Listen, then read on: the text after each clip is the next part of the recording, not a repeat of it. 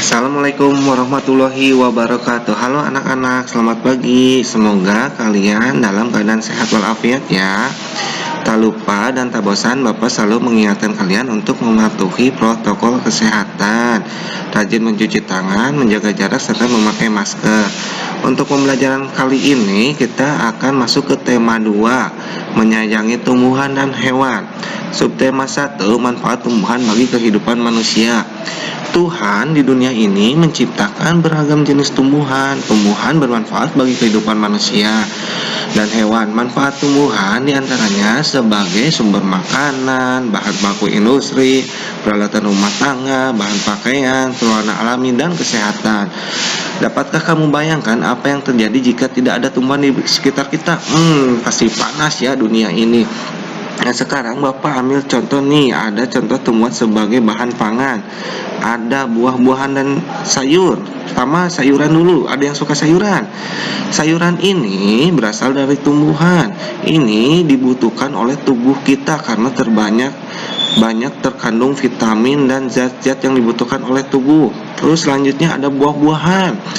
Manusia pasti sering sekali ya memakan, bahkan ada yang suka sekali tidak menemukan buah-buahan sehari itu rasanya gimana sekali.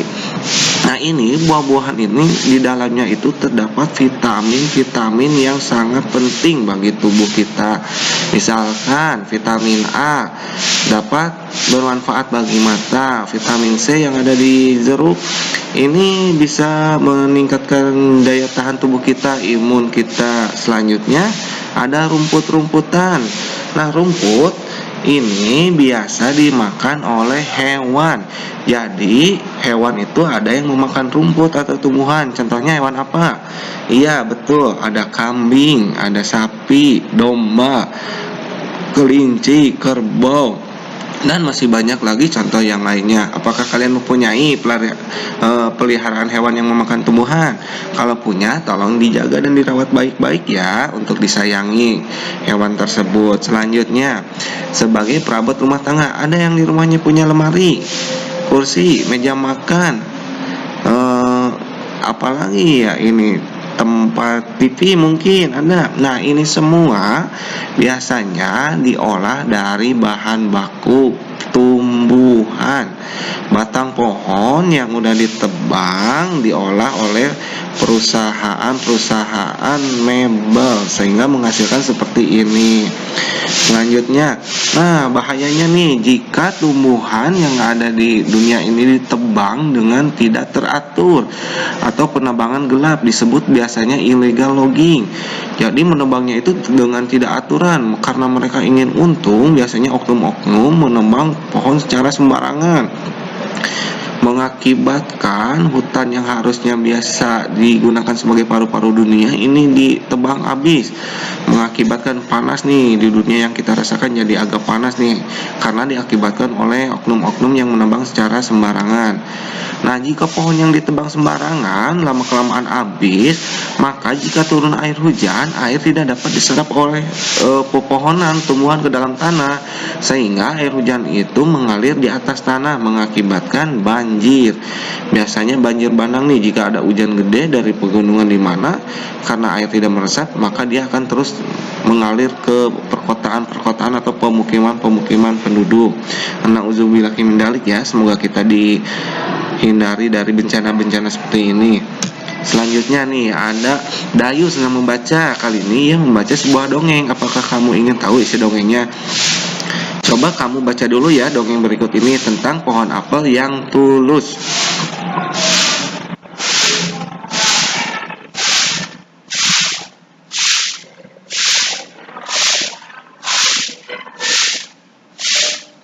Nah, setelah membaca dongeng, ada pertanyaan-pertanyaan seperti ini nih, ada 5 pertanyaan.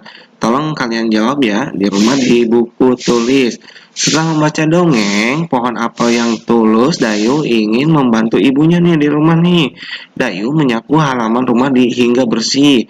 Saat menyapu, Dayu mempunyai ide untuk mengumpulkan daun-daun kering. Rencananya daun itu akan digunakan untuk belajar nih, ditaruh di dalam 2 kotak. Kotak pertama ada 35 helai daun kering, kotak yang kedua ada 15 helai daun kering. Bapak tuliskan seperti ini ya, nih supaya kalian tidak pusing atau lebih mengerti.